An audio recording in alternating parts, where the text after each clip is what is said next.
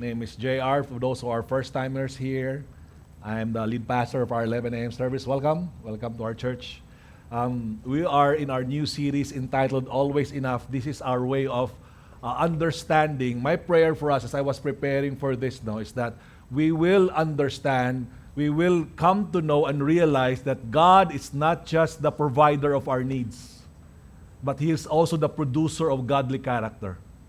You know, my prayer is that we will be shaped by the Word of God. We will be shaped by who He is. My prayer is that as we continue to study this for the next 3 weeks, we are camping on one chapter only, Deuteronomy.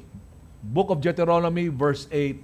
And as we look at this, I ask the Lord that as He will be the one to shape our attitude through different financial seasons. We all go through different financial seasons, right? And with those different financial seasons, we also go through different mindsets, different attitudes. The attitude of salat. Salat ako ngayon eh. Not enough. Sa attitude of sapat lang. Di ba? Just enough. Or sagana. More than enough. My prayer is that we would realize and understand that God is always enough. Amen? God is always enough in our lives. But before I go there, I would like to take this time to actually appreciate some of our ministry teams, serve teams. No, first is I'd like to appreciate our ushers because last Thursday, you have the picture there. Can you show the picture, please? Last Thursday, we had our 9 a.m. and 11 a.m. ushers team building. Dyan po sa Shanghai Resort. Sa China. Hindi. Sa Bikutan. Okay? It was a good time to really be able to reconnect with them with regards to just talk about life, talk about yung mga pinagdadaanan sa mga kanya-kanyang buhay and mga plano ng Panginoon sa ating ministry. Really, I appreciate the ushers. Thank you very much for your extra mile service. Okay? Thank you. Galing pa yung mga Bikutan. Siyempre, malayo po sa Bikutan and they would really sacrifice to be here to serve us. Now, pagdating po ng Friday, there was also the kids ministry team. They also had their own team building. Okay, with Roy is the one heading this. So, what a privilege. No, we're not just serving, we're building relationships. We're building relationships together and mas lalong lumalalim yung relationship. So, sa mga, I would like to challenge you, don't just be an attendee. Find a way to share your life with other people, be part of our ministries, no? Be part of the Kids Church Ministry. Hindi po madali yung ginagawa ng Kids Church team natin. Nasa likod na sila ngayon. Hindi lang po tayo nagbe-babysit doon. They are being taught by the Word of God, yung mga anak natin. Okay? And also, same day, I got the opportunity to go to Cavinti in Mount Zion. Okay? May singles getaway po doon. Same day, nagkaroon ng singles getaway. First ever, singles getaway. Alright? It's a milestone for Victory Parañaque and we're believing yung mga singles dyan. Okay? Ito na. Instead na doon tayo sa tugs. Ito, magandang tugs to. Okay? Para sa glory ni God and you get to build godly relationships. Isa sa mga nakatulong sa akin mag-grow kay God, is singles community. Aminado pa ako doon. Alright? Isa sa mga nakatulong sa akin yun. And we're grateful for our serve teams, our leaders who really took ownership in being able to do this. Okay? And then last Saturday, we had our opportunity, we had the last week of our Making Disciples training because we're not just about relationships, no? In fact, discipleship is relationship. We want to be able to grow in making disciples. Kuya Lito, andito ka Kuya Lito. Hello, Ellen. Hello, they are our missionary from Mongolia. Sa Armenia. Armenia, hello. Good to see you. Can you all stand up? I would like to honor you. I'd like to honor you. This is the Moldes family. All right. Wow. They are our missionaries to Armenia. We've been there. We've done our 10 days mission there. Matagal na. Matagal na. Okay, and it was a joy to really be able to. Ang liliit pa ng mga kids. Ang lalaki na nila ngayon. Welcome. All right. That's what we're doing. We're honoring God and making disciples. Not just here in the Philippines, but also outside this nation. So dito po sa Parañaque, we're really doing our best to continue to make an impact in our city. Right? And we're believing that as much as there's one lost person that's not yet saved, malit po yung simbahan natin. We're praying for more people to be saved. Amen. Tingnan mo yung mga empty chairs sa harapan ninyo, gilid ninyo. Believe that your family member will be there. Believe that your classmate will be there. Believe that your business partners will be there. Believe. Believe God. Magulang mo, lolo mo, believe God. Neighbor mo, okay, will be there as well, seated with you. Amen? So let's go to the Word of God right now. I would like everyone to please stand up. I would like to ask my daughter Zuri to read to us God's Word in Deuteronomy chapter 8, verse 1 to 3. Good morning, church. Please open your Bibles to Deuteronomy 8, 1 to 3. The whole commandment that I command you today shall be careful to do, that you may live and multiply, and go in and possess the land that the Lord swore to give your fathers. And you shall remember the whole way that the Lord your God has led you these 40 years in the wilderness, and that he may humble you, testing you to know that what was in your heart, whether you would keep his commandments or not. And he humbled you and let you hunger and fed you with manna, which you did not know, nor your fathers know, that he might make you the man that does not live by bread alone, but man lives by every word that comes from the mouth of the Lord. Let us pray. Dear Lord, thank you for today. Thank you for the word you've given us. Please help my father and give him the words to preach this lesson. And also help us remember your goodness that you've given us in our lives, and help us grow our faith in you. Thank you for today, Lord. In Jesus' name, amen. In Jesus' name, amen. Please remain standing. I'd like you to do this. We've been doing this for quite some time now, scriptural prayer. I'd like you to find a partner right now, and as you read these scriptures, begin to personalize it. All right? Begin to pray for the person and say, thank you, God, for Manny, that you are the shepherd of Manny. He shall not be in want. All right? Something like that. Can you find a partner right now? Declare this verse to somebody. Find somebody there. Get to know them. And then declare this prayer to one another. Go ahead. All right. As you know, as a nation, we are experiencing difficulties, different challenges. And usually, pag Pinoy, marami tayong mga memes sa mga pinagdadaanan natin. Tama ba? Mahilig sa memes ang Pinoy. And isa dyan is yung sa pagdating sa pera o sa crisis, yung picture na dati, yung pandemic, yung mask mo nandito. Sa 2026, because of the high price, your mask is now nasa mata mo na, di ba? Parang we made fun of that. There's another picture wherein nahimatay ang kotse, nakita na yung presyo ng gasolina, right? The car fainted. And then, if you love your spouse, sabi ng spouse mo, date mo ako sa mamahaling dyan, sa gasolinahan. Diba yung sinasabi nila, that's also, they're just putting something out of the crisis, diba? Parang it's hard. Yung Grab, Grab bike? Right? May Grab bike, right? May Tagalog na daw dun. Karga. Karga. Kakargahin ka para walang bayad sa gasolina. Okay? We face different crises in life. Moses, the author of Deuteronomy, he has only 1 week to live. 1 week to live. Right? And the only 3 old generations that's still alive in this time is Moses, who's 120 years old, 1 week to live. There is Joshua, who's 80 years old, and Caleb. Okay? Sila na lang yung natitira. Of all the hundreds of thousands, if not millions, of the old generation Israelites, only 3 remain. At yung isa, mamamatay pa in 1 week. Think about that. Okay? So now, in Deuteronomy, Moses is now talking into this new generation of Israelites as they are camping on the east side of the Jordan River about to enter the promised land. And Moses was recounting, speaking, teaching to them the 613 laws. Bakit? Because this is a new generation. Their parents have passed away.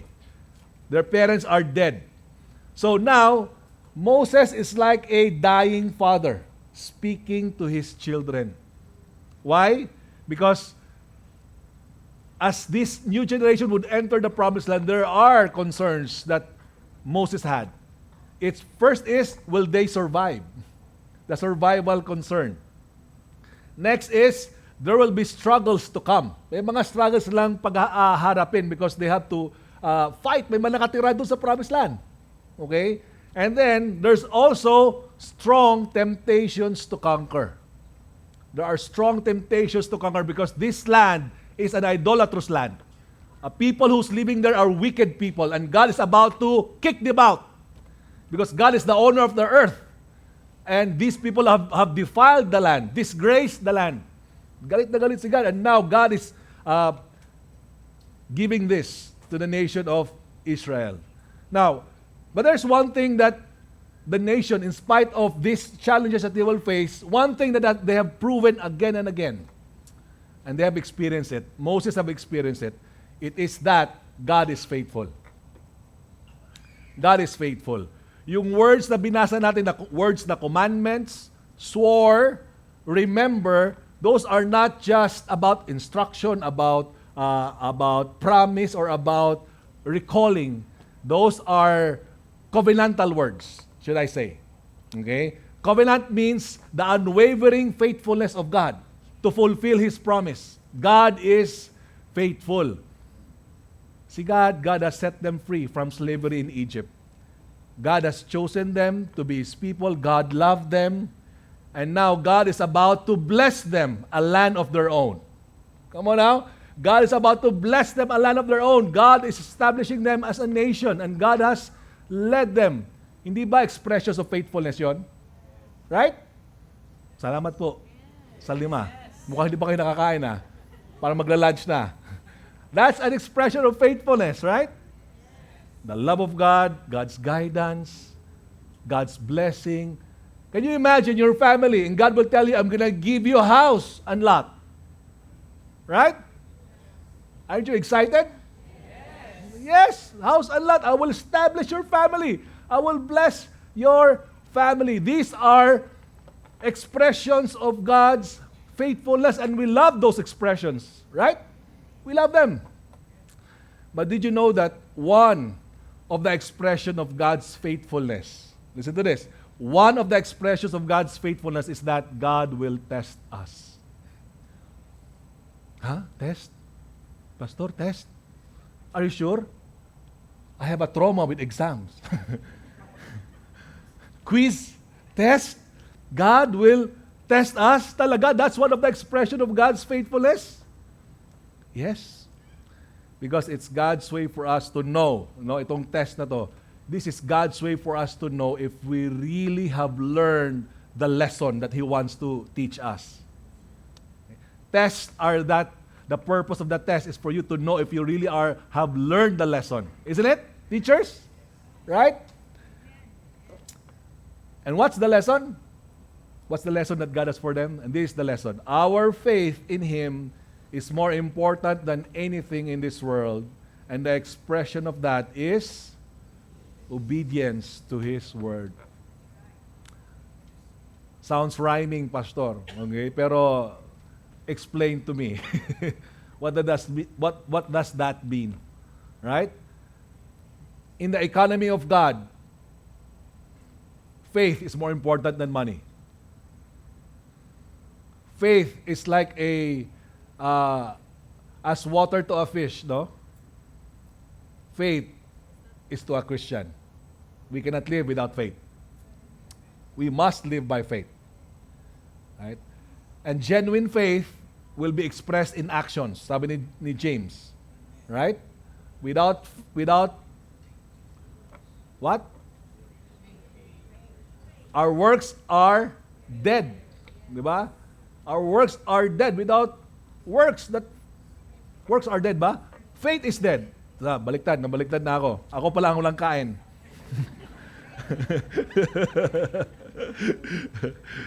So, genuine faith produces actions, works in obedience to God's commands. And that's why this is God's revealed purpose for testing Israel they were in the place of not enough. Why? Because in Exodus 15 and in Exodus 16, the people, after they were set free from slavery, Exodus 15, walang water. They cannot drink water. And Exodus 16, they were hungry for food. Okay? So, it's a place of not enough because in spite of Israelites becoming wealthy, don't you know that they became wealthy as they went out of the slavery? Because the Egyptians gave them their golds and silver. Now, they have their golds and silver. And they're hungry. And they're thirsty. Pero walang kwenta ang gold at saka silver. Parang pandemic, di ba? May pera, pero di ako makalabas, ako makakabili. Walang magdi-deliver. Right? We were tested. They were tested. And God tests them, and God was revealing it to them, I'm testing you because this is my desire, that you will diligently listen to the voice of the Lord your God and do what is right in His eyes and give ear to His commandments and keep all His. That's the goal. In fact, Moses calls the new generation to remember the purpose of those testing because ang babata pa nila nung time na yun. They were still so young. And their parents experienced this and they were there, but Moses had to remind them, the new generation. Remember in verse 2, he said to them in chapter 8 of Deuteronomy, remember the whole way that the Lord your God has led you these 40 years, testing you, whether what? You would keep His commandments or not. Okay? God allowed them to hunger. God allowed them to thirst. God allowed them to be in the place of not enough. Have you been there? In the place of not enough? Siguro karamihan sa atin na we have been there. In the place of not enough. Maaring others, tapos na. Nakadaan ka na doon. Taas ang kamay sa mga tapos na. Okay? Maybe, for some, patapos ka pa lang. You see the light at the end of the tunnel. Alright? Maybe, for some, you are in it right now. You are in the place of not enough as of the moment. Okay? Maybe for some, papunta ka pa lang doon. Hindi mo lang alam. Di ba? Papunta pa lang. Okay? Know this, church. Brothers and sisters in Christ, God is testing us in the place of not enough to form our character that we would obey His word. He's allowing us to be in the place of not enough because He wants to form our character. He's after your character. Our character to obey His word. Sa mga nakadaan lang doon, ano ba ang tinuturo ni God sa inyo? Di ba? You can recall and say, wow, word ni God yung kinapitan ko, Pastor. It's the word of God that I trust. Wala lang akong mapanghawakan. Word na ni God. Okay? Sa mga naka-experience dito ngayon, you must ask yourself, Lord, ano ba yung tinuturo mo sa akin? What are you trying to teach me? Why are you allowing me to experience, to be in this place of not enough? We can ask those questions. We can ask hard questions to God and ask God for help. You know, the character of obedience to God's word is the lesson that God pounded to Israel for 40 years. 40 years. Can you imagine? That's the lesson. 40 years. And if it's not enough, inulit-ulit, Moses again pounded it in verse 1 of chapter 8. Sabi ni Moses, can you read it with me?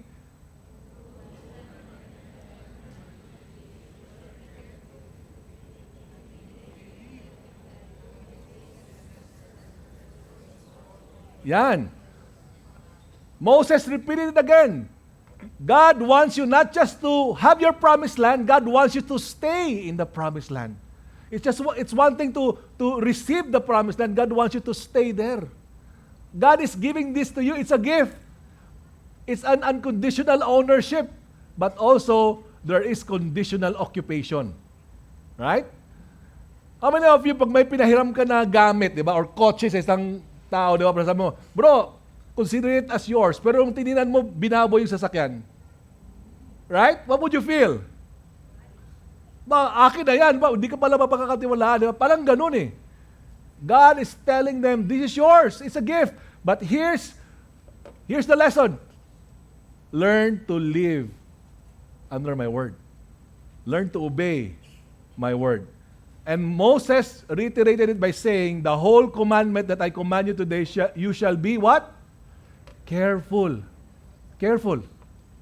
Why? Why?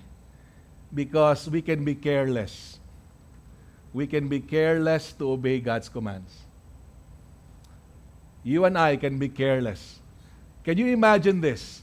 It was supposed to be an 11-day journey to enter the promised land.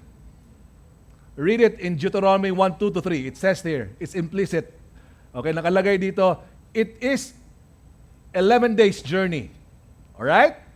From Horeb by the way of Mount Seir to Kadesh Barnea. And then, verse 3, what does the verse 3 says? Nandyan ba? Wala. Okay, wala yata. Ayan, there.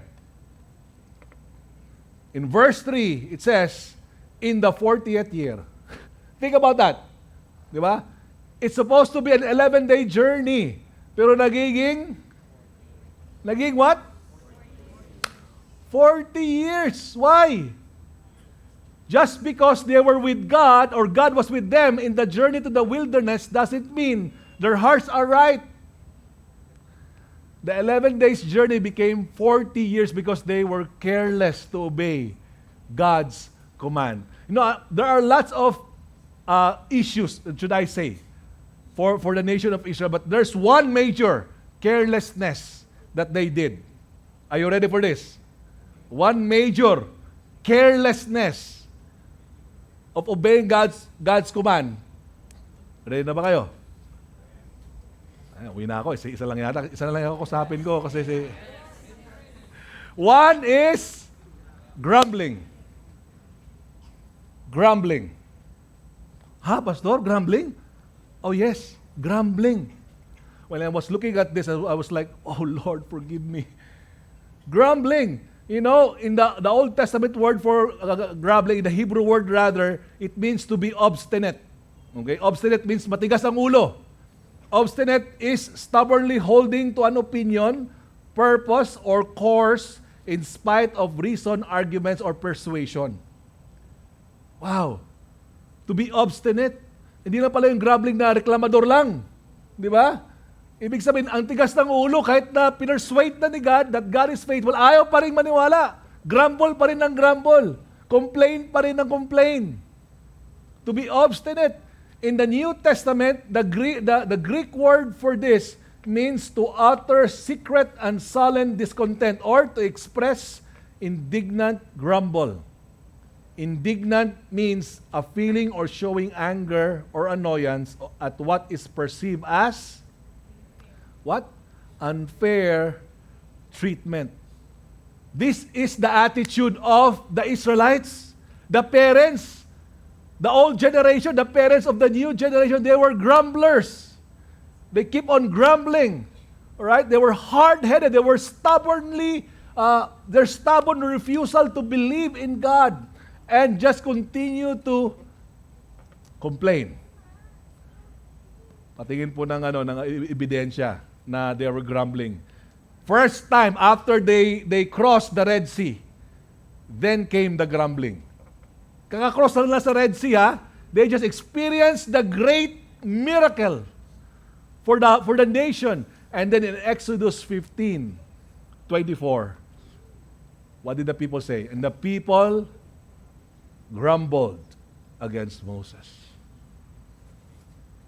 Walang water. Buti pa sa Egypt, may nawasa. May poso. Di ba? Ano to?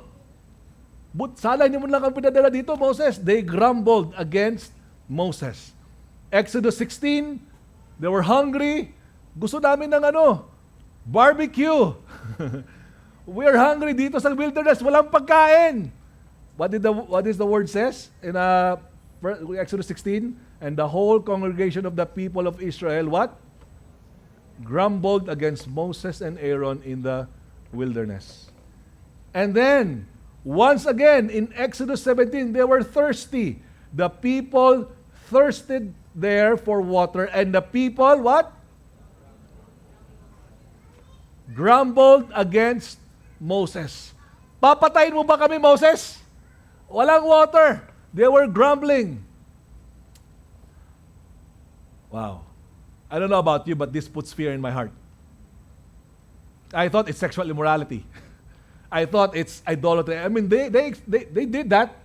Pero grumbling, mga kapatid, all of us are prone to this. Grumbling. Okay? And watch out, because the more they kept on grumbling kay God, despite God providing for them, the more they kept on grumbling, the more they tested the Lord. In the time of testing that God is testing them, they test God. You know who's the one who has the right to test us? Si God yun. But we don't have the right to test God. They tested God out of their unbelief. Know what they say? In Exodus 17:7, they tested the Lord by saying, is the Lord among us or not? You know, in one way or another, sa pinagdaan natin ng hirap sa buhay, napatanong tayo ng ganun, di ba? Napatanong ka ba? Lord, nandyan ka ba? Lord, natutuwa ka ba na naghihirap ako, Lord? Kalaban ba kita? Right? Have you been there? That you ask God, kasama ba kita? Where are you, Lord? Why did you allow this to happen? Why is this thing? It's just so hard. Ang hirap, Lord. Nandyan ka ba? I think it's okay to say that. But be careful if our heart is rebellious. We can say that to God. But their heart are just obstinate. Tigas ng ulo, tigas ng puso. And they continue to grumble and grumble and grumble and grumble. And to test God. You know what? It came to the point. Ito sa pang-10 beses nilang tinest si God.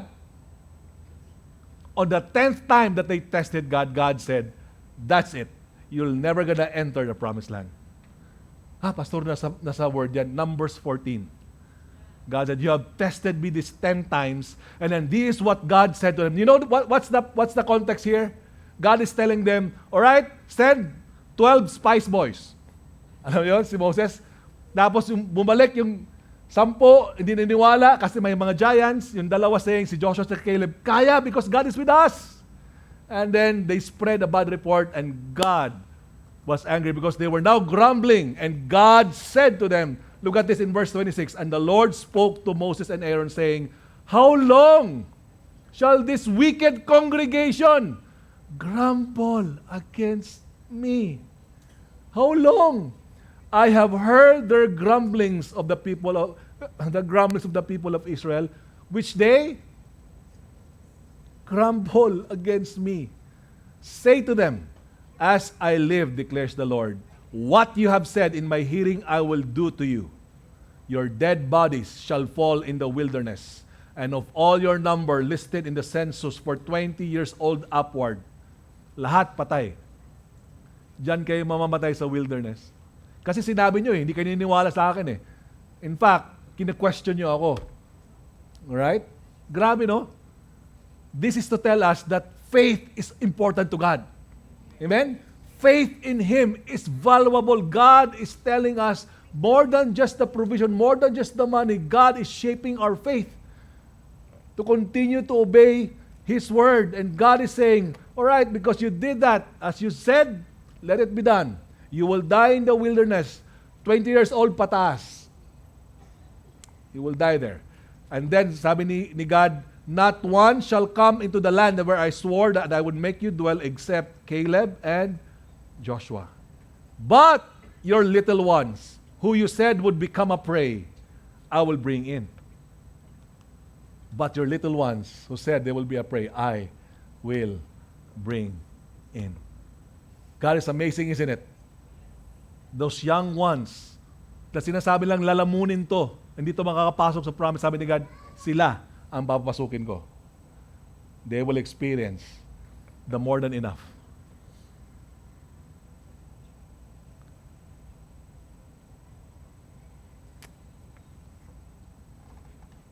Pastor, sa Old Testament lang yan eh. I don't know if it's applicable today. You know what? Apostle Paul wrote about it in 1 Corinthians 10, 9 to 11. Here's what Apostle Paul said. We must not put Christ to the test. This speaks about the divinity of Jesus Christ, ha? Kasi it's now pointing to Christ as He was at that time. Si God yun. Anong sabi doon? As some of them did and were destroyed by serpents, nor grumble. As some of them did and were destroyed by the destroyer. Now, these things happened to them as an example, but they were written down for our instruction. So here it is. God is telling us that even in the place of not enough, we need to watch out. We need to watch over our mouth. We need to I'm praying na hindi patuloy maging matigas ang ulo natin. Nagalit kayo kay God. Nangyari sa inyo yun, nagalit kayo kay God. Maladramatic pa yung ginawa ko eh. Lumabas ako sa langit. Lumabas ako sa dorm ko. Tapos sabi ko, Lord, patayin mo na ako. Only to realize, kung tinutotoo ni God yun, patay na ako. Wala lang baon eh. Wala lang makain, di ba? Patayin mo na ako. I've been there. When I was trying out for basketball in UE, I have no allowance, and I lived in UERM, Santa Mesa. I mean, the mindset ng taong gutom. May isang bata kumakain ng burger. Ay, sapakin ko to eh. Tapos kakainin ko yung, alam mo yung gano'n? Dumating na ba sa inyo yon?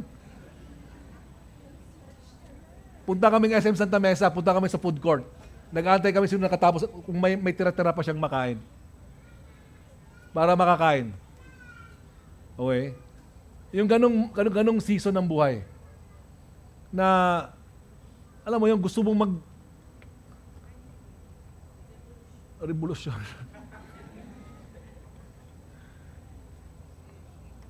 I'm sure God, by the grace of God, binuhay naman ako ni God. And I'm sure walang favoritism kay God. Bubuhayin ka ni God. Amen? Palakpakan natin si Lord. Kasi,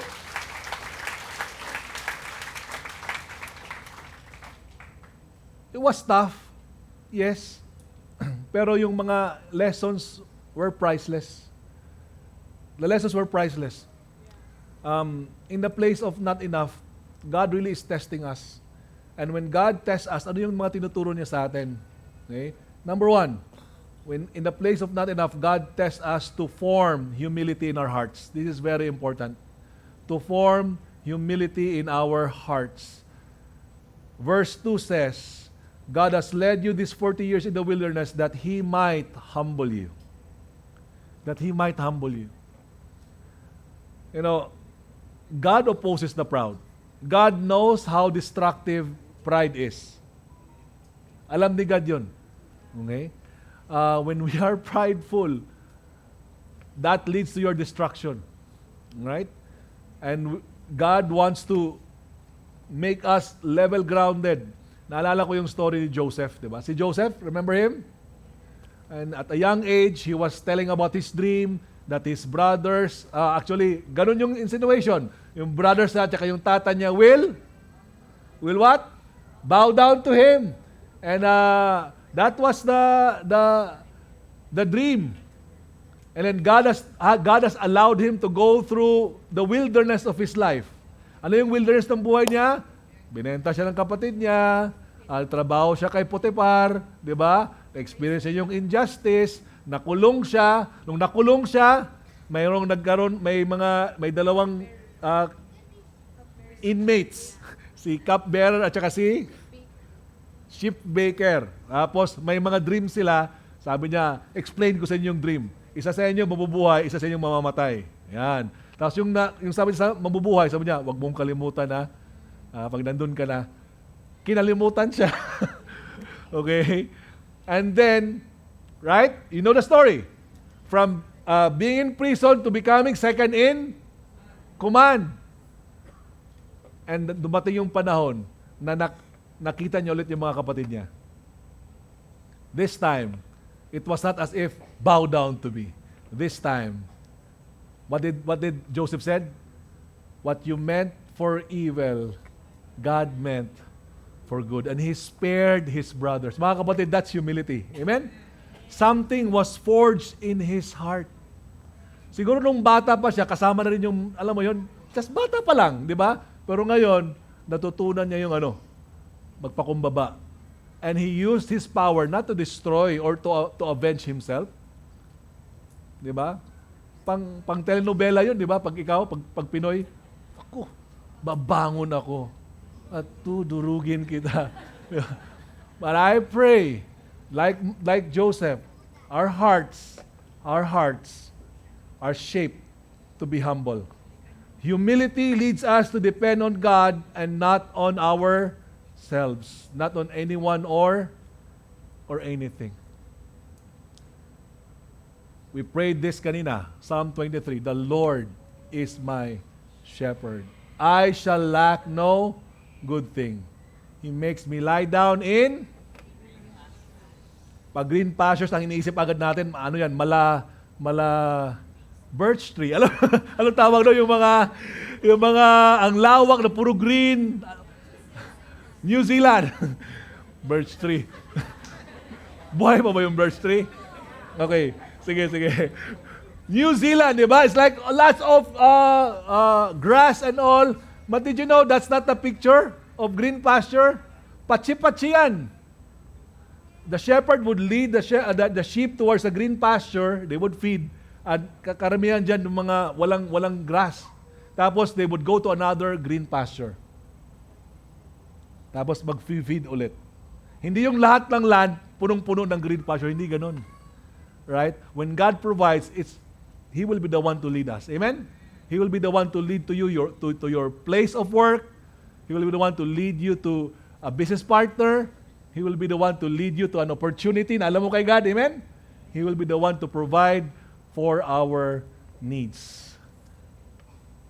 In the place of not enough, God tests us to form humility in our hearts. How's our heart today? How are we living with God today? Has the place of not enough made us bitter? Or humble? Humble before God. Depending on God. Looking to God. Because ultimately, the breakthrough is not the answered prayers. It is the person who answered your prayer. He is your breakthrough. That you get to know who God is in our lives. But it's not just that. I have been saying this earlier. In the place of not enough, God tests us to learn to live by His Word. To learn to live by His Word. Verse 3 says, and He humbled you, and let you hunger, and fed you with manna, which you did not know, nor did your fathers know, that He might make you know that man does not live by. No, you know the manna? Alam niyo ba yung manna? This is flakes that came from the sky. Sky flakes. Okay? So, ganun siya. Alright? Ano to? What is this? What kind of food is this? I can imagine 40 years of manna. Di ba? Adobong manna, apritadang manna. Lahat na sigurong manna na imagine ko araw-araw, di ba? Palamanan mo yung manna. Anong palaman? Manna. Di ba? Parang, wow, my goodness. And what's the lesson? The lesson is that man lives by every word that comes out of the mouth of God. It's not by bread alone, but man lives by every word that comes out of the mouth of God. Sustained them for 40 years. Fast forward in the New Testament, there's this man named Jesus, the God who dwelt among us, right? Added flesh. And in 40 days of prayer and fasting, after 40 days of prayer and fasting, Jesus, He Himself, prayed and fasted for 40 days. My goodness. 5 days lang of prayer and fasting, bumibigay na ako. I don't know about you. 40 days. And when He was hungry, Matthew 4 recounts that. When He was hungry, Satan now began to tempt Him. And what did Satan do? Turn these stones into bread, into burger. Now, my question is, when Jesus said to him, it is written, man does not live by bread alone, but by every word that comes out from the mouth of God. He quoted this verse. Okay? Jesus quoted this verse. Now, my question to you is, kasalanan ba na gawing tinapay ang bato? Wala namang command, di ba? Si God? Wala naman nakalagay doon sa 11th commandment, thou shall not make a stone into bread, for thy is a sin. Di ba? Wala naman nakaganon eh. But why? But why? Even si Jesus Himself submitted to the Word of God. Submitted to the Word of God. When you look at that, it's like, why did Jesus have to do that? Now, I was thinking about it. First thing that really scared me, but really alarmed me is that you can go to church, yes. But the moment you get out of the church, Satan will now appeal to your appetite. All right? He will now appeal to your appetite. Church is over. Go back to watching porn again. Because you feel it. Di ba? It's like that Satan would now begin to appeal to our own appetites. No, that's what Satan did to Jesus. When He was hungry, what did Satan appeal to? His appetite. You're hungry, right? Command these stones into bread. And that can be valid because He's hungry. Isn't it? Mga kapatid, gutom si Jesus. Ikaw ba naman 40 days? He could have said, okay, pwede naman.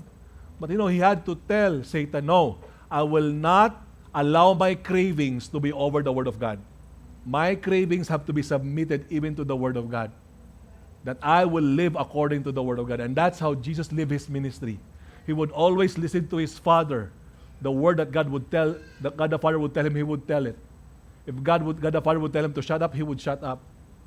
He would always listen to His Father. Mga kapatid, as valid as our cravings are, like hunger, we all have valid cravings, right?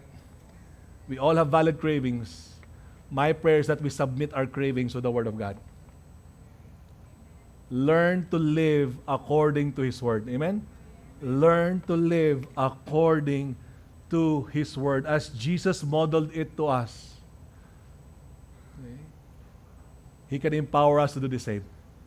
He can empower you and me to do the same.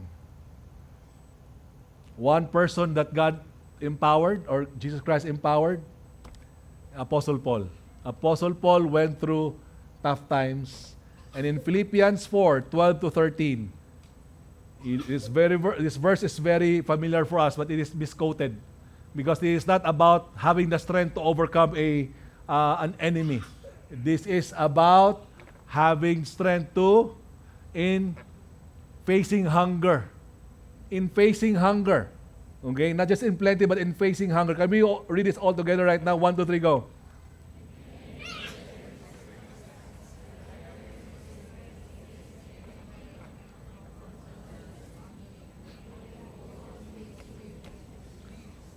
That's what Apostle Paul said. I can do all things through Christ who strengthens me. And he was talking about it. He was talking about his financial condition.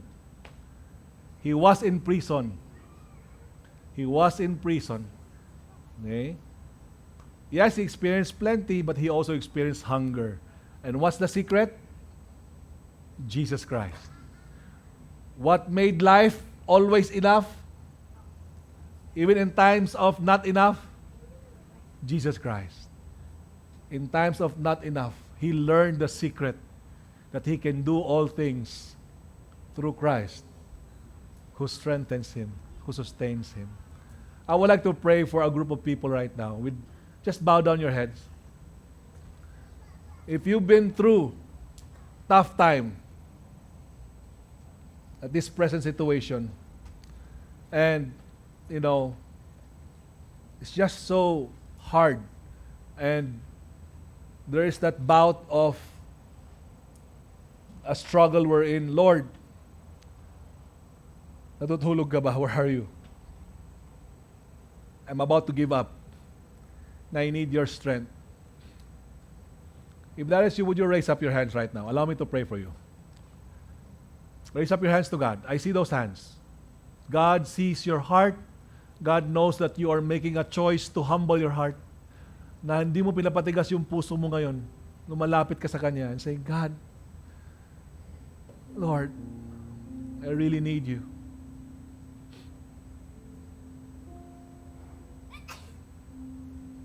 Maybe even the enemy is trying to accuse God to you. Saying, God is your enemy. God hates you. And all of that. Lord, I pray for my brothers and sisters in Christ right now. Lord, I ask that you would minister your presence to them. Lord, I ask, oh God, that you will begin to whisper to them, oh Lord, that you are with them. You are journeying with them. You are shaping their character, Lord. You are leading us, leading them. The testing is your invitation for them towards the place of more than enough. But right now, it is a journey. So I pray for strength, oh God. I pray, Lord God, as they continue to live by the very words, by your very words, Lord, that you have promised to them. You're assuring them that you are God who does not lie. You will fulfill your promise in due time. But the breakthrough is not about the destination. It is a journey that you are shaping each of them to be godly people, to have a godly character. Listen to this, those who are raising up your hands. God is telling you, when your character is shaped and formed, you are able to contain the blessings that God will pour out in your life. Ayaw ni God matapon yung mga blessings na ibibigay ni God sa'yo. Many people, when they are blessed, they think they are blessed, kinain sila, nilamon sila ng pera, nilamon sila ng mga possessions, nilamon sila ng mga ari-arian. And all of this, they don't own money, money owned them. But God wants to shape your character so that your faith, which is important to God, which is more precious than gold, will continue to grow and be built up. Lord, help my brothers and sisters in Christ right now. Help them, Lord. We stand with them. Thank you for your presence. Thank you for your promise. Put down your hands. I'd like to ask the music team to come up here and let's all stand up right now.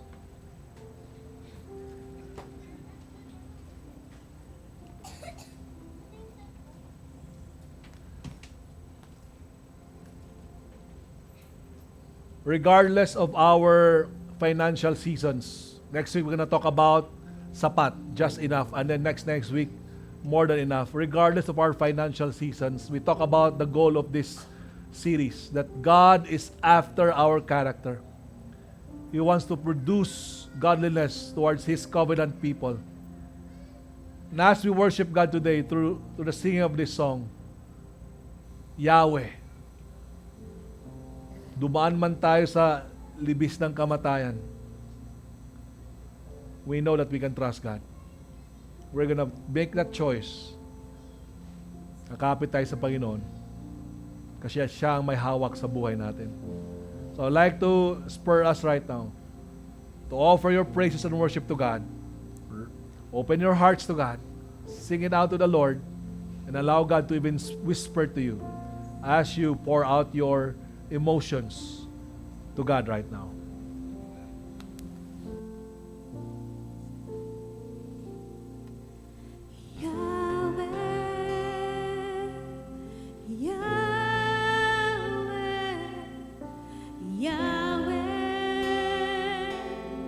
Pag-ibig mo'y walang hanggan, Yahweh,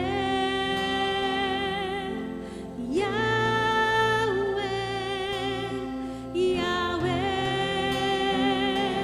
Sa'yo ako'y mananahan, Yahweh, Yahweh, Yahweh. Pag-ibig mo'y walang hanggan, Yahweh, Yahweh, Yahweh. Sa'yo ako'y mananahan. Dumaan man ako sa libis ng kamatayan, kumasira, takot ay sa pusong may tiwala. Ikaw ang aking tagapagligtas.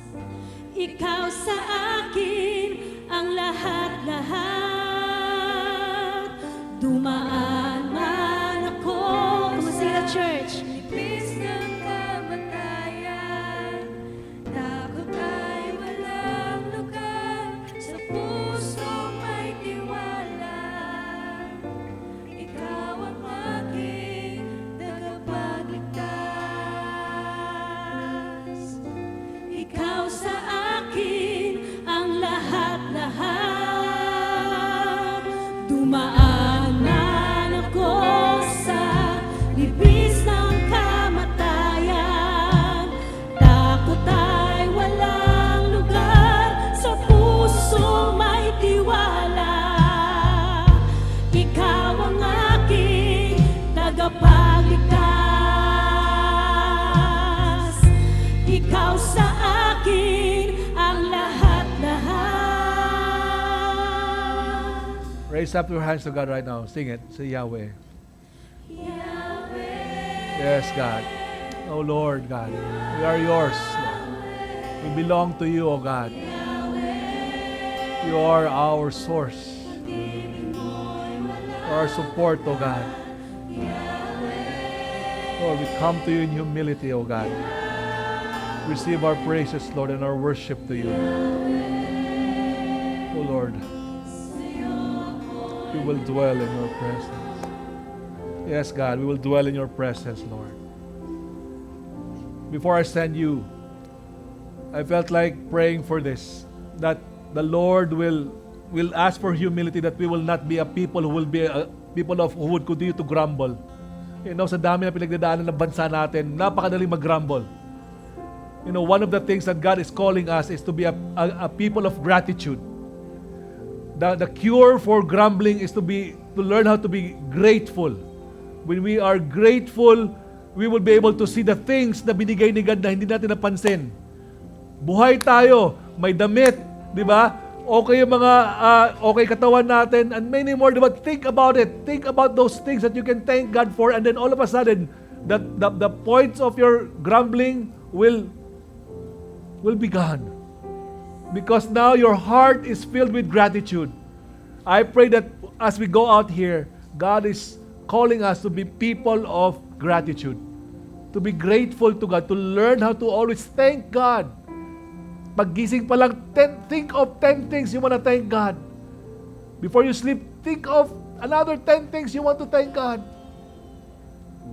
So, church, the challenge is, do you want to be that kind of people? People who would always grateful. So if that's your desire and you're saying, Lord, remove this grumbling spirit in my life. Lord God, Lord, from time to time, Lord, pumapasok, but remove this, God. I'm going to put this to death. Raise up your hands. And I believe that's all of us. That's all of us. Lord, we come to you, God. Lord, forgive us. Forgive us for Many times, Lord, we continue to grumble and grumble and grumble. And that grumbling spirit, Lord, it's not just a complaint. It's already out of unbelief. We don't believe you anymore. It has gone deeper and deeper, Lord. So right now, we repent. Forgive us. And we ask, Lord, that we would learn how to thank you every single day. When we wake up, Lord, we would think of 10 things to thank you for. And just live a life like that. I pray that for all of us right now. The Lord bless you and keep you. The Lord make His face to shine upon you. The Lord lift up His countenance towards you. Grant you His peace, His grace, and as God allows us to experience testings, know that you have a good God. A good God, good God who's shaping your faith, your character. All the glory belongs to you, God. Our church has ended. You are sent. It's now time to continue to walk with God, serve your family, serve your community, serve your city, serve the people. God bless you, everyone. Enjoy your Sunday. God bless.